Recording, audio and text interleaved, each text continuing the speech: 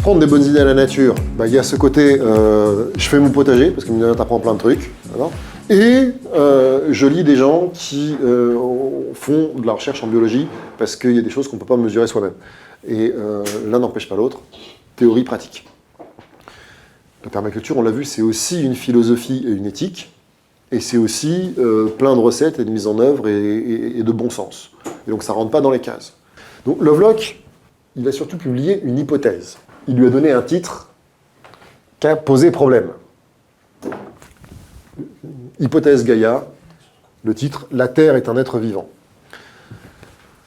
Est-ce que vous avez une idée de ce que c'est que cette hypothèse et pourquoi elle pose problème? L'hypothèse est très simple, et c'est une hypothèse extrêmement rationnelle, extrêmement précise. Donc Lovelock reprend tous les critères qu'on a réussi à poser pour définir ce que c'est qu'un être vivant, plein, et il dit, en somme, à part la reproduction, la planète vérifie la plupart de ces critères. Selon notre définition d'un être vivant, en admettant qu'elle ne se reproduise pas, on peut tout à fait considérer notre planète comme un être vivant. Hypothèse de travail, et s'il avait appelé ça de la régulation interne du système Terre, on n'aurait jamais entendu parler de James Lovelock. Le truc, c'est qu'il a appelé ça l'hypothèse Gaïa. C'est qui Gaïa? C'est la déesse de la Terre. C'est la déesse de la Terre. Et à côté de ça, il y a tout le mouvement New Age. Alors là, le truc a fait paniquer tout le monde, quoi. C'est d'un coup, est-ce que c'est de la science ou est-ce que c'est mystique? Quand même, pour comprendre le sens de son hypothèse, je voudrais savoir si certains d'entre vous ont déjà vécu des expériences extrêmes, comme celles qui figurent sur cette image. Par exemple, manger des chips salés, je parle bien de chips salés, ou d'avaler du miel, ou de se rendre dans un pays où il fait plus de 30 degrés, voire d'aller dans un endroit où il fait moins de 0 degré. Le miel, ça pourrit au bout de combien de temps? Ça ne pourrit jamais. Ça ne pourrit jamais. Pourquoi? Parce que c'est du sucre, et donc pourquoi ça pourrit pas? Il y a plein de trucs qui pourrissent, le sucre, ça pourrit pas. Si tu mets un microbe dans du miel ou dans du sucre, qu'est-ce qu'il fait? Qu'est-ce qui se passe? Il meurt direct à cause de les différences de pression osmotique. Le milieu est tellement sucré ou tellement salé qu'il absorbe toute l'eau et ça tue la cellule. Autrement dit, ces choses-là sont extrêmement violentes pour une cellule vivante. C'est bien pour ça que ça moisit pas. Les trucs hyper salés, si on a salé les morues, c'est comme les chips, ces choses-là, ça tue les cellules. Comment ça se fait qu'on peut ingérer des matières qui tuent des cellules et que ça se passe bien? Et bon, je ne sais pas si vous avez déjà eu de la fièvre, vous êtes passé de 37 degrés à 38, 39, 40. Après, normalement, tu t'arrêtes, 41, il ne faut pas aller trop au-delà. Si tu as eu très froid, tu es peut-être descendu une fois dans ta vie à 36, mais guère en dessous, parce qu'après, ça marche moins bien. Et pourtant, on peut aller se balader, même jusqu'à 40 degrés, à moins 5. La température extérieure, quand tu vas bien et que tu n'es pas malade, là ou là, ta température interne est exactement la même. Donc, il y a un système de régulation-stabilisation. Parce que là et là, c'est pas pareil. Pour que l'intérieur de ta température soit exactement la même, il y a un système de stabilisation, de régulation de ce qui se passe indépendamment des conditions extérieures. Et donc nous allons passer les 5 heures qui viennent à expliquer les principes de base d'un schéma simplifié de l'homéostasie. Il me semble que c'est sur le glucose. Parce que pareil, quand vous mangez du sucre, ou que vous n'en mangez pas, il y a une régulation de votre taux de glucose, qui est essentielle. On se rappelle que si le taux de glucose chute, le cerveau se met en pause. Donc c'est important d'assurer l'approvisionnement constant en glucose et d'éviter les pics. Ça vous donne juste l'idée que l'homéostasie est un phénomène qui est extrêmement bien défini pour un organisme, qui recouvre un ensemble de mécanismes complexes, de régulation interne. Homéo, ça veut dire le même, stasie, état. Ça vise à garantir la stabilité de l'état interne du milieu. Il y a une image qui est assez belle, qui est de dire que les êtres vivants ont quitté l'océan, ont emmené la mer avec eux. Il y a des profs de physiologie de l'université qui mettent en avant le fait que le liquide intercellulaire est d'une composition, semble-t-il, tout à fait analogue à celle de la mer à l'époque de la sortie des eaux. Extracellulaire. Extracellulaire, et il n'y a pas un liquide intercellulaire? Non. Intra et extra. C'est le extra, merci. Donc, Il y a du liquide dans nos cellules, et il y a du liquide entre les cellules. En fait, c'est comme si nos cellules vivaient dans une petite mer importée qui a tout le temps la même composition, qui a tout le temps la même température. Le truc parfait pour un microbe. Tout le temps la même température, tout le temps la même composition. Notre organisme fabrique à nos cellules un milieu hyper stable. Ça ne se fait pas tout seul, c'est l'homéostasie, et c'est quelque chose qui est bien décrit. L'homéostasie pour un organisme est un concept scientifique parfaitement maîtrisé, même si c'est un peu compliqué. Là où il y a un mystère, c'est quand Lovelock dit, en fait, j'applique le concept d'homéostasie à la planète. Aujourd'hui, c'est ça l'hypothèse Gaïa, c'est de dire cette mécanique de stabilisation interne, connue dans un être vivant, selon Lovelock, serait la seule chose qui serait à même d'expliquer que les conditions de vie sur Terre sont restées viables pour la vie non-stop. Parce qu'en fait, il ne vous aura pas échappé que notre planète est dans des températures extrêmement compatibles avec la vie. Si vous allez faire un tour sur Mars, vous vous en convaincrez assez vite. Non mais voilà, il y a plein de gens qui en rêvent. Je ne comprends pas l'intérêt d'aller vivre sur Mars. C'est pas très rigolo. Hein. Il y a vraiment des conditions qui ne sont pas compatibles avec la vie. Et donc, il y en a qui disent c'est quand même un super coup de bol. Et puis il y en a qui disent en fait, c'est une explication un peu sommaire. Doit y avoir de la régulation, surtout qu'on est passé par des phases assez extrêmes. Il y a l'épisode qu'on appelle le Snowball Earth, où quasiment toute la surface du globe s'est retrouvée gelée, sauf des petits bouts autour de l'équateur. Et en fait, ça a été réversible, mais on aurait pu basculer, a priori, soit sur une planète ultra chaude ou ultra froide. Ça n'est pas arrivé. L'idée, c'est que la vie régule les conditions de la vie. On m'a dit, on sait que c'est le cas dans un organisme.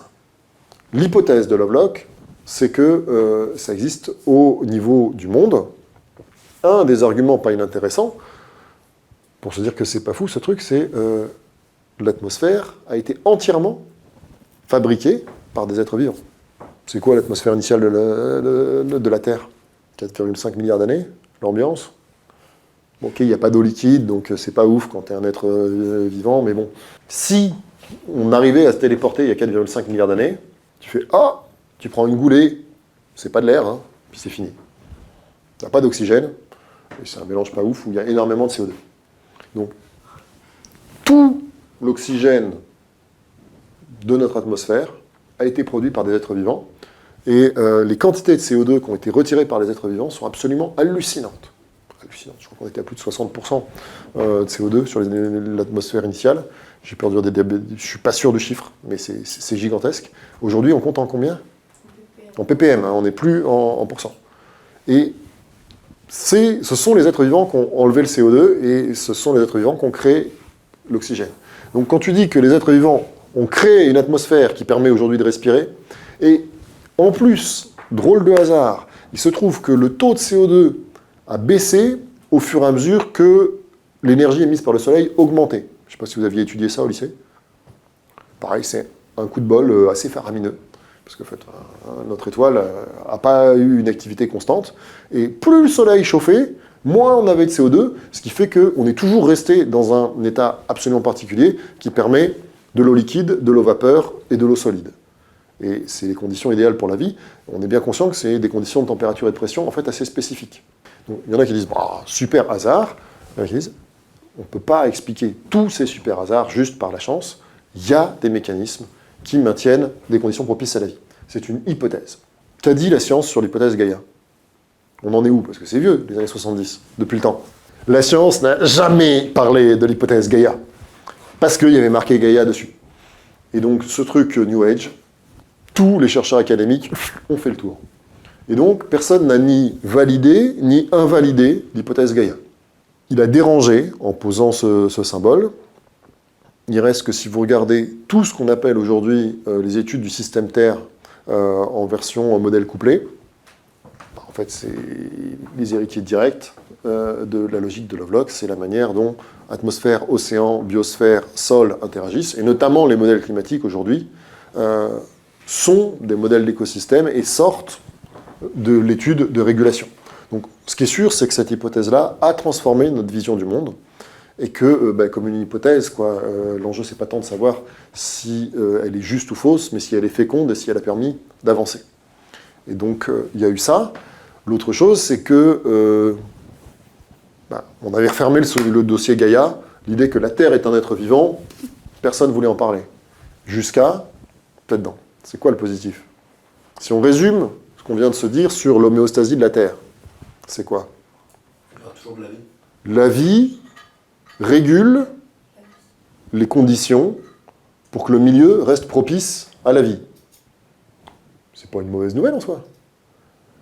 Et si on simplifie les choses, on peut dire la vie contribue à améliorer le milieu pour que ce soit de plus en plus facile de vivre. Il en a tiré une stratégie permaculturelle majeure qui s'appelle la gradation. On en a parlé dans la gradation. Et je ne sais plus ce que je vous ai raconté ou pas des fois. La gradation, c'est une des stratégies permaculturelles qui vient clairement de Lovelock. C'était de dire qu'un être vivant peut vivre en améliorant le sol, l'air, le cycle de l'eau, la biodiversité, et en se faisant la belle vie. C'est ce que fait n'importe quel arbre, c'est ce qu'on a bien vu en parlant de l'écosystème, et c'est ce que j'essaye de faire sur mon petit terrain en permaculture. Selon Lovelock, c'est ce que fait l'ensemble de la biosphère. Mais bon, je vous dis, la question de est-ce que la Terre est un être vivant, et la symbolique de Gaïa avait été largement abandonnée, jusqu'à une époque récente, et très notablement, je vous l'ai dit, mais je sens que c'est passé à la trappe. Il y a quelqu'un de vaguement réputé, qui en a parlé, Face à Gaïa. Qui a publié Face à Gaïa? C'est Bruno Latour. Bruno Latour a publié un énorme livre sur Lovelock, l'hypothèse Gaïa, et cette notion, comment on regarde la vie, comment on regarde les non-humains, et comment on pense la planète comme une entité. Et donc, d'une certaine manière, on peut dire que Lovelock a doublement gagné. Il a gagné sur la théorie des systèmes environnementaux, parce que c'est aujourd'hui un plan de recherche majeur, et sur la symbolique, parce qu'aujourd'hui, les gens qui parlent des non-humains et de la philosophie et des sciences et de la nature se sont emparés de cette notion de Gaïa, notamment Bruno Latour. Après, ça reste une hypothèse que personne n'a invalidée ou validée. C'est un moment des mouvements, des controverses scientifiques. Mais qu'a nourri aussi les permaculteurs sur la gradation. Bill Mollison, il dit aussi coopération. Il dit la coopération, plus que la compétition, est la base fondamentale des systèmes vivants actuels de leur survie future. En fait, il dit très clairement que cette phrase est un plagiat. Un plagiat, donc lui, il l'a dit en anglais. Evolution is the result of cooperative and not competitive processes. C'est Lynn Margulis qui dit ça. Lynn Margulis, c'est une des biologistes qui a révolutionné la science, et notamment notre vision du vivant, au cours du XXe siècle. Et quand tu es une jeune scientifique biologiste en 1966, et que tu publies la théorie de l'endosymbiose, ça ne se passe pas très bien pour toi. Ça se passe pas très bien pour toi. Qu'est-ce qui s'est passé quand Lynn Margulis sort la théorie de l'endosymbiose? Silence absolu. En fait, elle n'a même pas réussi à publier. Elle s'est fait jeter de plein de revues. On dit, madame, nous on fait de la science. Allez. Elle galère pendant plusieurs années. Elle finit par réussir à sortir son papier. Réaction, silence assourdissant. Tout le monde s'en fout. Rien. Et puis, un jour, quelqu'un dit, non, mais, vous êtes complètement barjot, un ponte qui la prend de haut, c'est juste du n'importe quoi votre truc, mais alors là, H-index, hyper bas. Et puis, quelques années après, les décennies passent, on commence à devenir vachement plus fort en analyse moléculaire, et puis en analyse génétique. Et boum, les preuves s'empilent. Et aujourd'hui, la théorie de l'endosymbiose est enseignée dans toutes les universités, peut-être pas comme une vérité, mais comme c'est l'hypothèse de base, quoi. C'est comme ça qu'on pense que ça s'est passé. Et il y a très peu de gens qui rappellent comment on a ignoré puis humilié quelqu'un qui a eu le génie de formuler cette théorie, qui était très troublante à la base. Mais aujourd'hui, c'est quelque chose d'extrêmement solide. Donc si vous ne savez pas ce que c'est que la théorie de l'endosymbiose, c'est parce que je ne l'ai pas expliqué.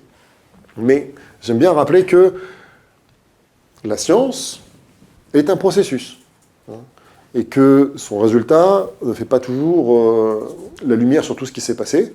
Après, il y a quelque chose de satisfaisant à la fin, c'est que on finit par réussir à valider quelque chose qui était juste. mais la réaction de la communauté scientifique est assez troublante, et c'est là que Bruno Latour a du mérite à éclairer les processus qui nous permettent de finir par établir une vérité. Ils sont rarement simples et linéaires. Si on veut comprendre la théorie de l'endosymbiose et son caractère puissant, il faut répondre à la question qui est Lucas. Lucas, c'est the last universal common ancestor. Donc il a quel âge ? Des milliards d'années. On n'a pas de fossile de Lucas. Lucas est une hypothèse. Okay ? Donc on fait un portrait robot d'après plein d'idées. Ce qu'on sait, c'est que sur Terre, aujourd'hui, on connaît des eucaryotes, des archées, des bactéries, et on pense que tous les êtres vivants de la planète sont les descendants d'un organisme. Ce qui revient à dire qu'on est tous frères, en incluant les blattes, les champignons, mon cousin, et un certain nombre d'individus que vous pouvez qualifier comme vous voulez, les microbes, tout le monde. Alors on est tous cousins, plus si vous voulez, éloignés. Mais aujourd'hui, on pense vraiment, ça c'est l'arbre phylogénétique du vivant, tous les êtres vivants descendent d'une même cellule. Qu'est-ce qui nous fait penser à un truc pareil ? Il y a un argument simple et puissant. On a tous de l'ADN. Ah oui, on a tous de l'ADN. A, T, C, G. Et au-delà du fait qu'on ait de l'ADN, on a tous le même code ADN. La même séquence ADN, code pour les mêmes acides aminés. Ça revient à dire que tous les êtres vivants écrivent dans la même langue. Vous percevez la petite diversité des langages sur Terre ? Quelle serait la probabilité que tous les peuples du monde, sans aucun contact entre eux, aient tous inventé exactement la même langue ? On s'est dit que c'était faible. Donc si tout le monde parle exactement la même langue, on s'est dit que ça avait une origine commune. Ce n'est pas le seul argument, mais c'est un des arguments essentiels, c'est l'universalité du code ADN. Avec, évidemment, il y a des petites exceptions, il y a des petits trucs qui bougent un tout petit peu, ça, mais globalement, c'est le même code ADN dans tout le vivant. Et la principale hypothèse, c'est que toutes les cellules vivantes sont cousines. Pour autant, vous n'êtes pas un tas de bactéries. Pas du tout. Vous ne marchez pas pareil. On assemble plein de bactéries, même en faisant beaucoup d'essais, ça ne fait pas un humain. Il se trouve que, comme les plantes, vous êtes constitué de cellules eucaryotes. Dans les cellules eucaryotes, c'est défini par le noyau qui enferme l'ADN. Et puis il y a d'autres trucs qu'on trouve dans les plantes et dans les humains qu'on ne trouve pas dans les bactéries. Vous vous souvenez de vos cours de bio ? Qu'est-ce qu'on trouve notamment dans des eucaryotes qui ne seront jamais dans une bactérie ? Les mitochondries, je sais pas. Ah oui, un truc, c'est une mitochondrie. Vous avez plein de mitochondries, les amis. Sinon, vous auriez du mal à respirer. Par contre, les chloroplastes sont assez spécifiques au truc vert. Donc, vous ne devez pas en avoir beaucoup. Si on avait plein de chloroplastes, on se mettrait au soleil, on ferait « Ah, c'est bon, j'ai plus faim ». Bon, c'est la technique du corail, hein. Le corail fait ça. Ces trucs-là, c'est quoi déjà un chloroplaste, une mitochondrie ? C'est les usines énergétiques. C'est hyper stratégique. Donc, c'est peut-être un hasard, mais il se trouve que les cellules qui se sont organisées pour faire des êtres de grande taille et de haute complexité ont tous et des noyaux, et des mitochondries, et pour certaines, des chloroplastes. Donc peut-être qu'il y a un lien entre la structuration du fonctionnement énergétique et la vie à échelle macroscopique et sa complexité. On se rappelle des rôles respectifs ? Lui, il fait quoi ? C'est le chloroplaste. Chloroplaste, ah bah oui. C'est la photosynthèse. Photosynthèse, donc il prend du CO2, donc un oxyde de carbone, et Il en fait des il le réduit sous forme de sucre pour en faire une batterie. Voilà, le sucre, c'est un stockage énergétique. Et la mitochondrie, elle fait quoi ? Elle prend sucre et oxygène, non ? Elle prend sucre, elle l'oxyde avec de l'oxygène et elle crache du CO2 et, de l'autre côté, de l'énergie utilisable par la cellule. Donc ça, c'est le chargeur. Le sucre, c'est la batterie. Et ça, c'est la manière d'utiliser l'énergie qu'on a mis en stock sous forme chimique. Les réactions sont parfaitement symétriques. Leurs rôles sont parfaitement symétriques. Ce sont les deux usines énergétiques du vivant, stockage énergétique, utilisation de l'énergie biologique. Si vous allez voir un bouquin de biologie des années 50 et que vous cherchez dedans la réponse à d'où viennent les mitochondries et les chloroplastes, comment ça se fait que c'est là, comment ça marche ces trucs-là, vous trouverez que ce sont des organites. Et si vous dites so what, on vous dira bah, c'est des organites.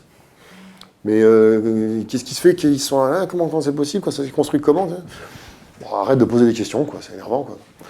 Donc voilà, on n'avait rien à dire là-dessus. Et Margulis a vachement regardé ce qui se passait autour des mitochondries notamment. Et elle est arrivée à l'idée un peu troublante qui se serait passé ça. Ça, c'est la théorie de l'endosymbiose.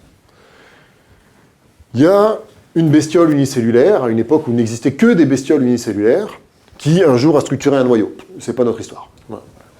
Il y a une bestiole unicellulaire qui avait un noyau et qui visiblement était une grosse bête. Et à côté de ça, il y avait plein d'autres bestioles unicellulaires qui étaient des petites bêtes. Unicellulaire, hein, ça ne veut pas forcément dire la taille. Il y a des gros et des petits unicellulaires. Il y a un vaste débat pour savoir si le gros mangeait le petit ou si le petit parasitait le gros. On n'est pas exactement sûr. Ce qui est sûr, c'est que dans l'hypothèse où le gros mangeait le petit, ce qui est assez classique, hein, un jour il a eu une indigestion, et il n'a pas digéré le petit. L'autre hypothèse, c'est que le petit parasitait les gros, les bouffait de l'intérieur, il le tuait, et après il fallait en trouver un autre. Et un jour, il y en a un qui a été un peu feignasse, au lieu de le manger en entier, il n'a pas tué le gros dans lequel il est rentré. Il ne vous aura pas échappé que ça s'est passé il y a un bail et qu'on n'y était pas. Donc on n'est pas exactement sûr de la manière dont s'est passée la chose. Il y a plein d'hypothèses. Ce qui est sûr, c'est qu'il y a une petite bactérie qui s'est retrouvée à l'intérieur d'une grosse cellule qui avait un noyau. Et que toutes les mitochondries du monde sont ses descendants. Alors, il y a peut-être eu des milliards de tentatives, voire des milliards de tentatives, mais une fois, il y a une bactérie qui est restée vivante à l'intérieur de la cellule et elle s'est multipliée. Et à chaque fois que la cellule s'est divisée, eh bien, il y a des descendants de la mitochondrie qui étaient présentes dans les deux cellules. Et du coup, on pense que toutes les mitochondries du monde descendent d'une bactérie qui est rentrée à l'intérieur d'une cellule, qui a vécu sa vie à l'intérieur et qui a favorisé sa cellule vu le succès des descendants. Parce que c'est qui tous les descendants de ceux qui ont eu des mitochondries à l'intérieur ? Tous les êtres vivants pluricellulaires macroscopiques, notamment tous les champignons et les animaux, y compris Homo sapiens, sont basés comme ça. Alors on dit, c'est quand même déjà un truc assez extraordinaire. Non, enfin, juste, je ne sais pas si vous avez suivi ce que je suis en train de dire. Je suis en train de dire que vous êtes composé d'un emboîtement de microbes. Que notre organisme n'existerait pas si on n'avait pas fait un composite de deux espèces différentes. Et que clairement, nous sommes le résultante du mélange de deux espèces qui vivent emboîtées l'une dans l'autre. Quand Margulis a dit ça, tout le monde a dit « T'es folle, ma fille, quoi ». C'est-à-dire, les espèces, elles sont séparées les unes des autres. On ne sait pas les poupées russes. En tout cas, ce qu'on a regardé, c'est que, même histoire pour le chloroplaste.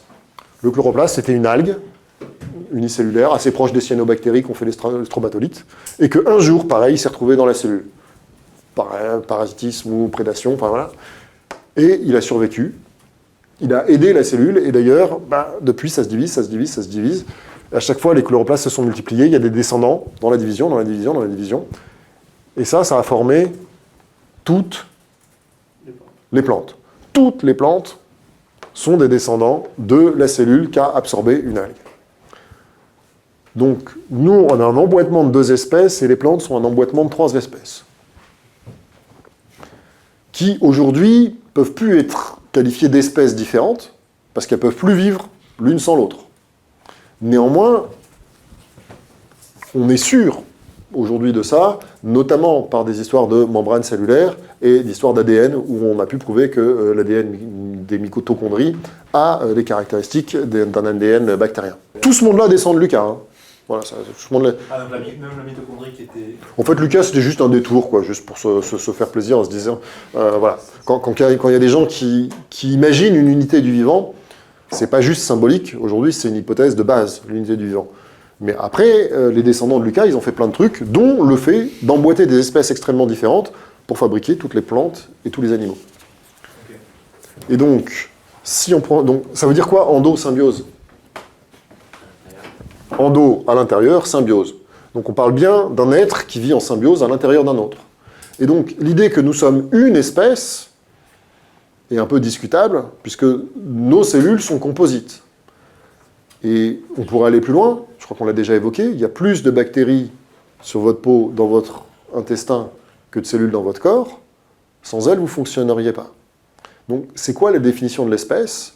C'est assez troublant, il y a plein de réflexions là-dessus, on n'est pas obligé d'y répondre. Ce qui est sûr, c'est que aujourd'hui, on a toutes les raisons de croire que ça s'est passé comme ça.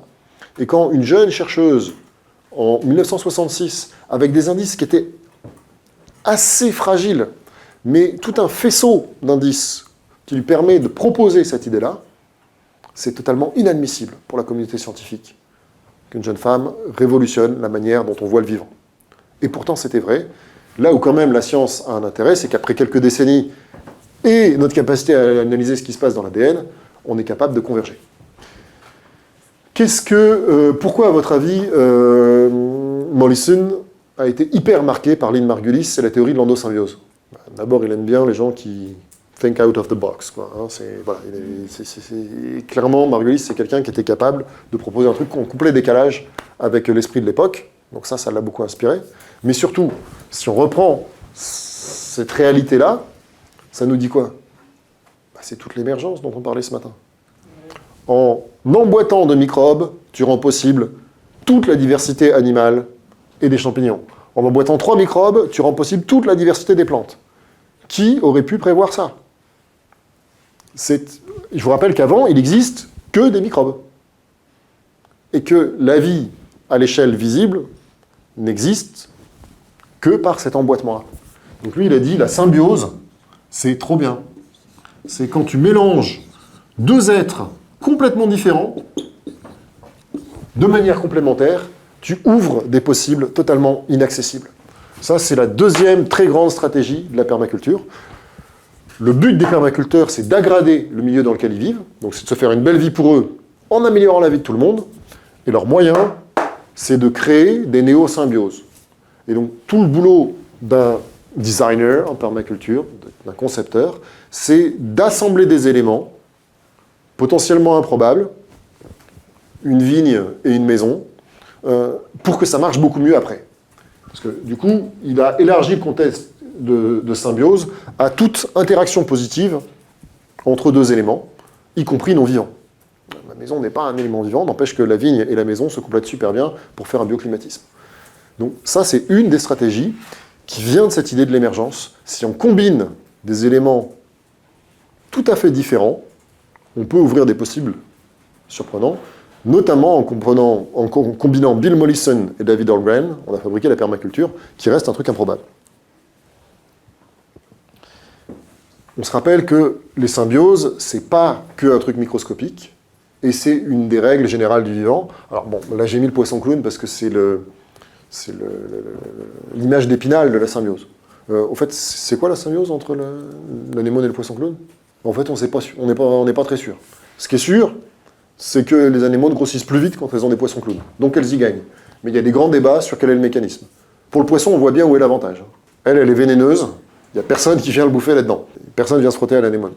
Les bénéfices pour l'anémone, il y en a qui disent c'est parce que lui, il sort, il ramène des trucs et du coup, elle a plus à manger, ou il enlèverait des parasites. Enfin voilà, il y a différentes discussions sur le mécanisme. Ce qui est sûr, c'est qu'on est dans une symbiose parce que les 2 êtres en bénéficient. Est-ce que vous savez ce que c'est que du corail? Il faut le savoir bientôt, hein, parce que bientôt, il n'y en aura plus. À 1,5 degré, on perd la moitié des coraux. C'est quoi un corail? C'est effectivement une colonie qui se construit un squelette calcaire collectif. Mais c'est quoi ces petits trucs qui sont dans la colonie? Corail, c'est une plante ou c'est un animal? En fait, c'est les deux, parce que c'est plusieurs êtres. Ce sont des animaux, des polypes, des espèces de petits vers qui vivent dans un tuyau en calcaire, qui ont une stratégie assez originale. Je vous l'avais dit, hein, si nous on avait des chloroplastes, on pourrait manger du soleil. Eux, ils font presque ça. Entre guillemets, ils élèvent des algues à l'intérieur de leur organisme. Donc, ce n'est pas eux qui ont des chloroplastes, ce sont des algues. Et le corail existe que par la symbiose entre un animal et un végétal. C'est quoi la symbiose entre le polype et l'algue? Juste, ça pousse où le corail? Ça se voit sur la photo. Sur les rochers. Au projet de surface. Projet de poisson. Et dans des eaux Chaude. Claire. extrêmement claires. Il me semble avoir mentionné le fait qu'une eau extrêmement claire, Il n'y a rien. c'est ce qu'on appelle une eau pure. Ça veut dire qu'il n'y a pas d'algues dedans. Et le fait s'il n'y a pas d'algues dedans, ça veut dire qu'il n'y a pas d'azote et qu'il n'y a pas de phosphore. Donc on est dans des milieux extrêmement pauvres en biomasse. C'est le désert, en somme. Le grand bleu, c'est le désert nautique. Comment ils font pour pousser dans le désert? Ici, il n'y a pas assez d'azote et de phosphore pour faire pousser beaucoup d'algues. Mais si tu vis à l'intérieur d'un animal, qu'est-ce que tu fais?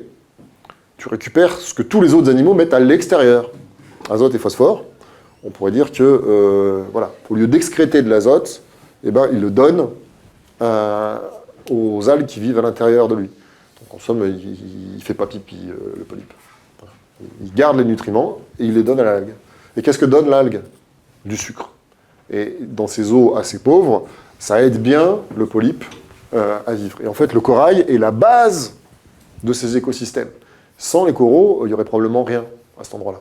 C'est pour ça que ce n'est pas une très bonne nouvelle qu'on perde des coraux. Parce que le corail est une espèce qui crée un milieu dans un milieu potentiellement extrêmement pauvre. Mais donc, c'est un autre exemple de la puissance de la stratégie de la symbiose.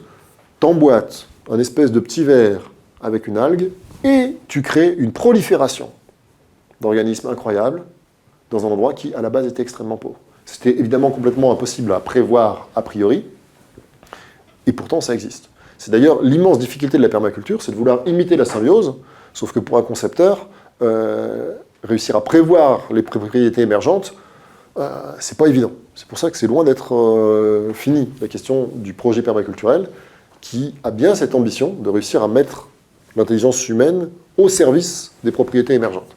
Et donc c'est un autre exemple, et les autres, vous les connaissez. On a vu plein de lichens. C'est une symbiose. Alors vous commencez à connaître le truc là, c'est un algue plus un champignon. Le lichen, ça pousse par exemple sur un granit. Il y a quoi à manger quand tu es un champignon sur un granit? Il n'y a rien. Il n'y a rien. Le champignon, il a besoin de matière organique. Il n'y a rien. Donc tu mets un champignon sur un granit, il meurt de faim. Tu mets une algue sur un granit, qu'est-ce qui lui arrive? Elle n'a pas Elle d'eau. manque d'eau. Elle meurt de soif. Et tu emboîtes des algues unicellulaires dans un mycélium d'un champignon qui est extrêmement fort pour conserver l'eau en période sèche. Le champignon protège les algues de la dessiccation. Donc l'algue peut survivre aux périodes sèches.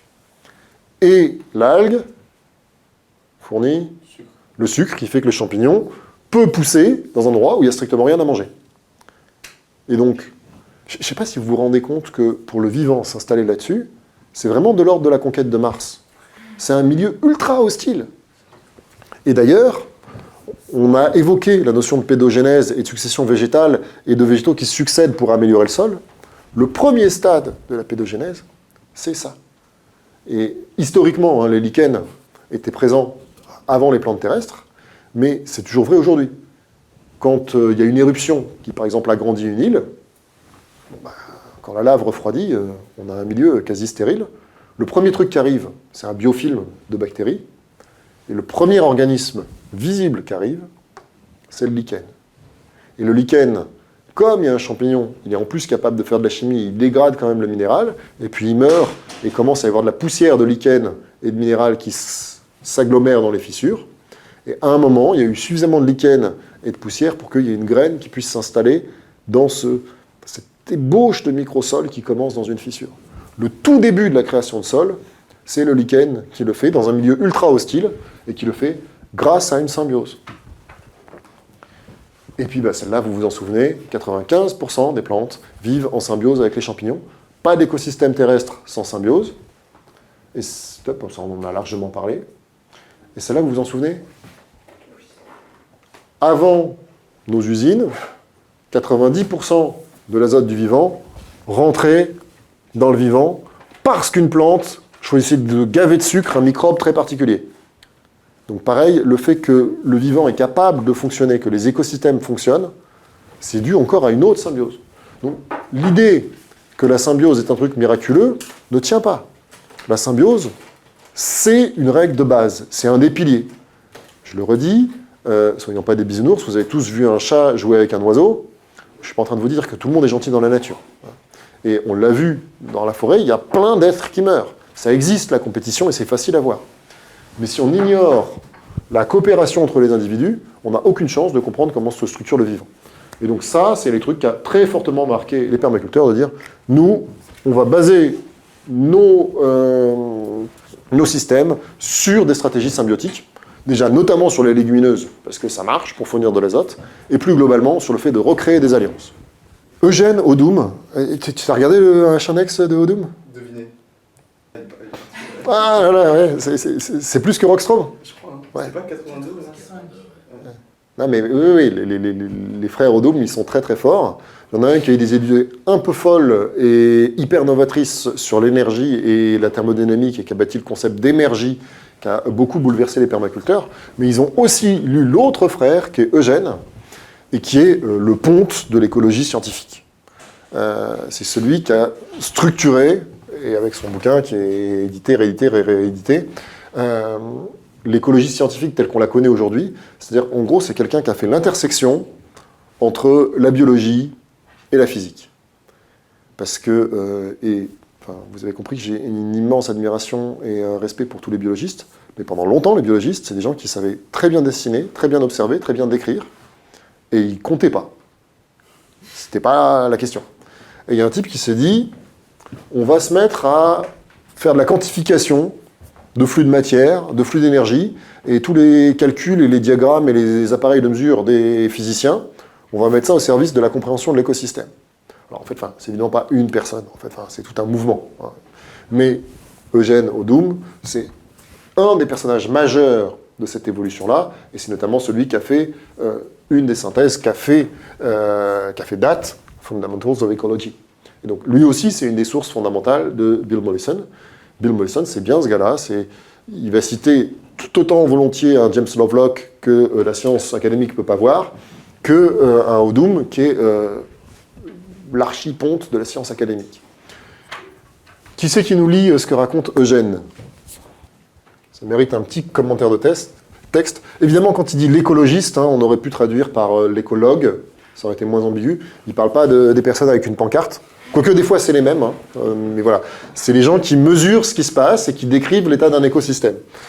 Et donc il nous dit, si tu veux comprendre ce qui se passe dans un écosystème, il y a deux gros trucs. Alors, pour vous, ça va pas être des scoops, quoi, parce que je pense que vous avez fait pas mal de physique.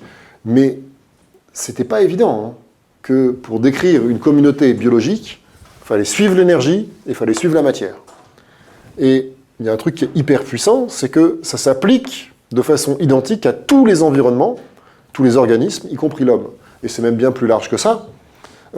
Ça s'applique à une ville, ça s'applique à une entreprise, ça s'applique à une ferme, si tu veux.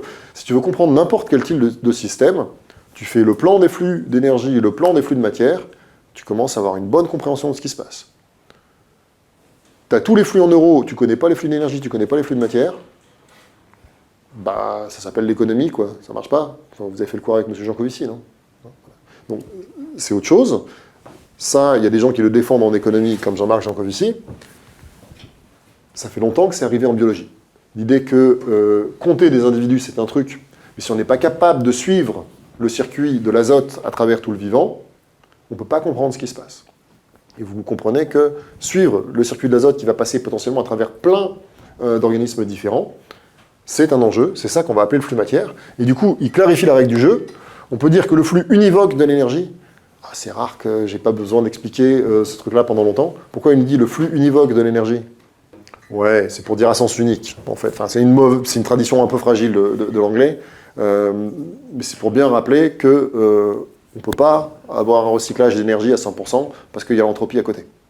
Donc, c'est un flux à sens unique, puisque forcément, au cours de transformation énergétique, ton entropie va croître, à moins que tu aies un système ouvert. Et c'est comme ça que le vivant fonctionne. Mais donc, l'énergie, c'est un flux à sens unique, et à l'inverse, la circulation, et c'est encore une traduction approximative, cycling. Donc on aurait dû dire la circulation circulaire, mais comme en français c'est pas très élégant, la circulation circulaire des éléments sont les deux grandes lois de l'économie générale, de l'écologie générale. C'est aussi les lois de l'économie. Alors, plus ou moins, parce qu'aujourd'hui, on n'est pas du tout sur un cycle. Et donc ça, c'est les deux grandes clés pour les permaculteurs. Si tu veux comprendre un système, tu regardes ce qui se passe et t'optimises, ou tu penses, ou tu conçois les transformations énergétiques. Et on est d'accord qu'il n'y a pas de boucle, et le cycle de la matière.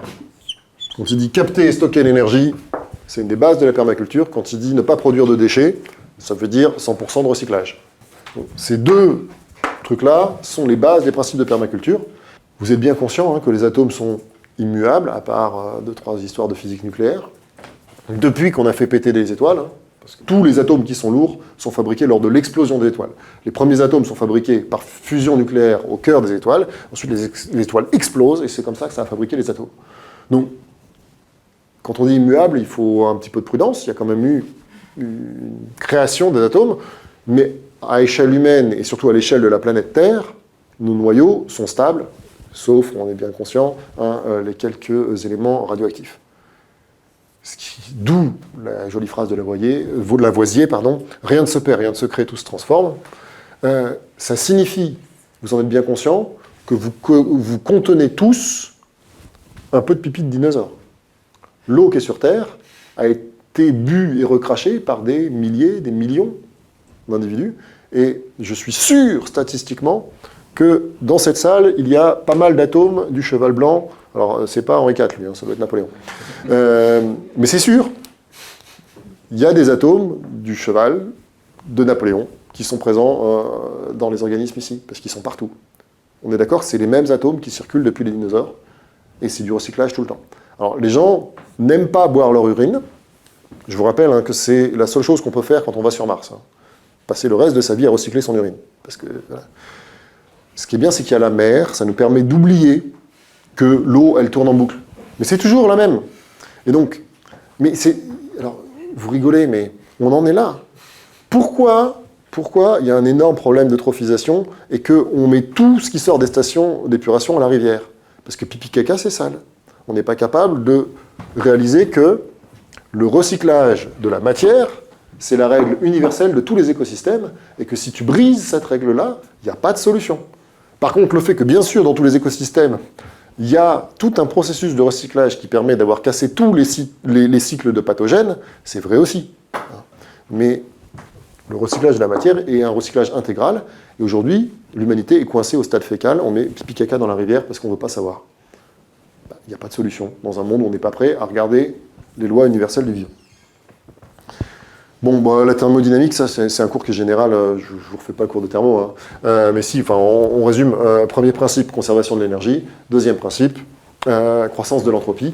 Donc, ce schéma, l'énergie se transforme, mais il n'y a pas de recyclage possible. Il ne vous a pas échappé qu'il y a 1000 sites internet qui vous parlent d'énergie libre et que on peut faire de l'énergie infinie, et que ça fait, je crois, 2 siècles que l'Académie des sciences a arrêté de répondre au courrier qui lui annonce qu'on a trouvé une machine qui produit l'énergie infinie, quoi. Il en arrive tout le temps, mais ça passe pas. Ça, c'est Howard, donc le frère de Eugène. Vous voyez qu'il se parlait un peu, qui s'amuse à faire du mapping de flux d'énergie à travers un écosystème. Là, c'est un schéma. Après, il y a les quantifications, mais c'est ça qu'a fait l'écologie actuelle. La capacité à quantifier les flux de matière et d'énergie à travers un écosystème. Vous connaissez le concept de chaîne alimentaire. On l'a dit, c'est une simplification éhontée, parce qu'en fait, tout le monde mange plein de monde. Donc la seule approche un peu réaliste, c'est ce qu'on appelle un réseau trophique. D'où une bonne partie des théories de la complexité. C'est-à-dire que les écologues sont obligés de traiter de la complexité, et il y a pas mal d'interactions et d'avancées de la science des systèmes qui viennent des regards sur ce qui se passe là-dessus. Il reste que parfois, pour simplifier, la chaîne alimentaire, c'est un concept pratique. On ferait comme si le zèbre ne mangeait que de l'herbe, ce qui n'est pas faux, sauf que l'herbe, c'est énormément d'espèces différentes. Dans une prairie de base en France, vous avez une idée du nombre d'espèces qu'il y a? Ouais, de l'ordre de, entre 50 et 100.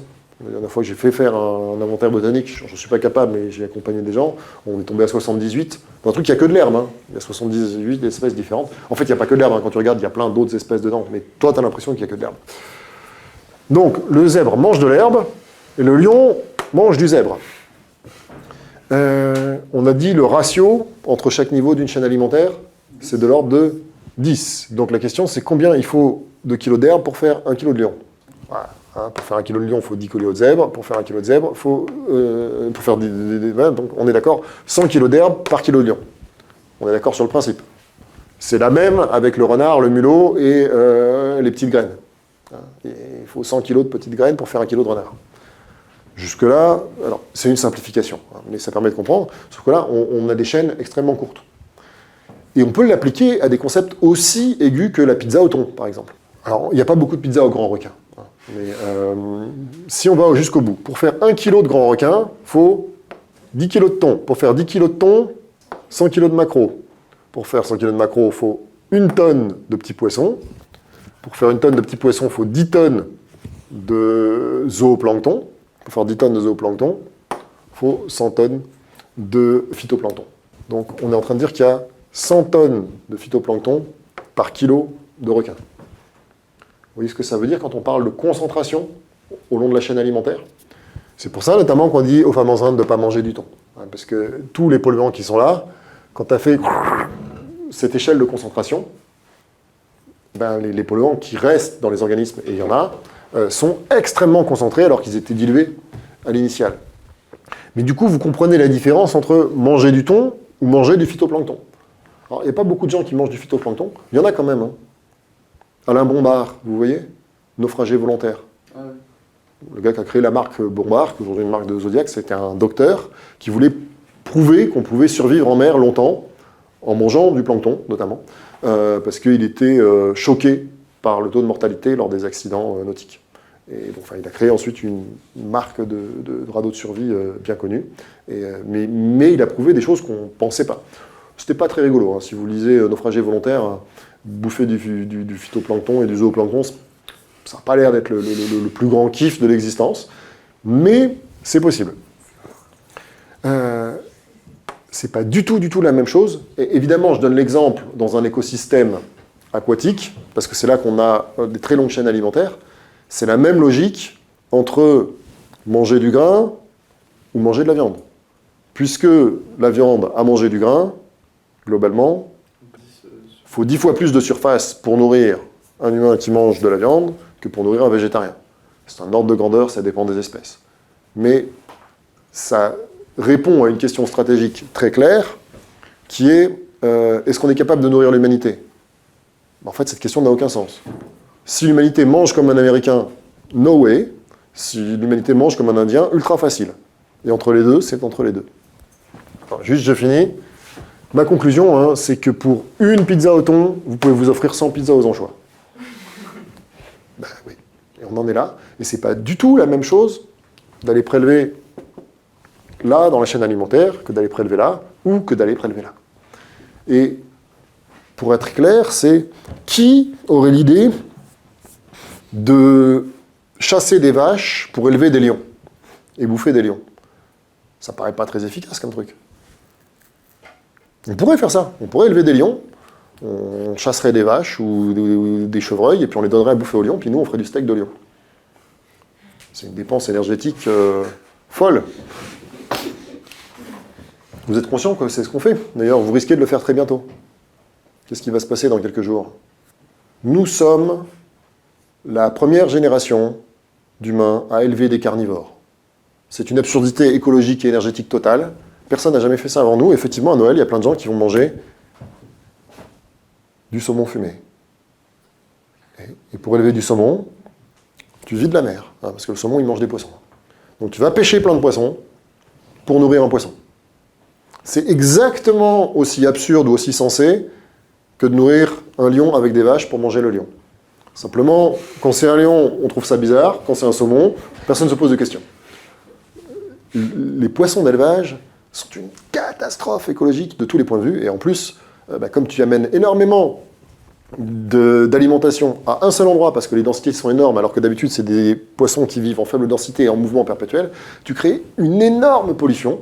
Parce que, du coup, input-output, tu es repassé sur un système énormément d'intrants et énormément de sorties. Tu vides la mer et tu tues l'écosystème aux alentours de l'élevage pour faire un poisson qui est bourré d'antibiotiques parce qu'il ne va pas bien. c'est pour ça que ça vaut le coup de comprendre un peu ce qui se passe au niveau de l'écologie et de l'environnement, parce qu'à un moment, c'est les choix concrets. Voilà. J'espère que vous trouverez autre chose que du saumon fumé d'élevage pour Noël, ou en tout cas que vous aurez conscience que ce n'est pas un beau cadeau. C'est très bien de causer d'écologie, à un moment, il faut que ça s'incarne. Ben voilà ce que Bill Mollison est allé chercher chez les scientifiques.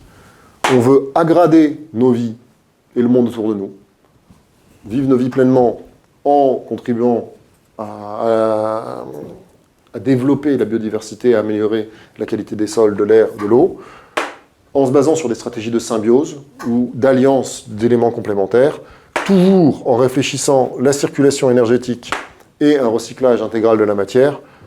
Et à un moment, il faut que ce soit concret, il faut incarner dans nos actions l'ensemble de ces procédés. C'est ça, un certain nombre de projets ou d'idées de la permaculture qui viennent directement des observations de l'écologie scientifique. Et bien, c'est exactement ce qui était prévu pour se faire un tour de clôture. Est-ce que déjà, il y a une question ou une remarque sur ce petit... Je rappelle, le cours de permaculture, normalement, c'est 12 jours. Bon, nous, on a passé 5 jours. C'est pas du tout un cours de permaculture qu'on a fait, mais voilà, il y a quand même plein de concepts qui se sont baladés. Mais ça reste un survol à haute altitude de ce que la perma a proposé. Si vous êtes curieux, lisez Holmgren. Enfin, il y a plein de gens qui n'ont pas le courage de le faire parce que c'est un peu théorique. Mais vous pouvez absorber ça sans la moindre difficulté. Et si vous voulez du Holmgren vulgarisé, mon bouquin sur la permaculture est notamment fait pour ça. Ils m'ont dit, il faudrait expliquer aux urbains c'est quoi la permaculture en termes conceptuels. J'ai dit, c'est ce que je passe ma vie à faire quand je retrouve mes potes. Donc voilà, on a mis ça dans le bouquin. Mais donc voilà, je vous invite à creuser si jamais vous trouvez que ça fait sens.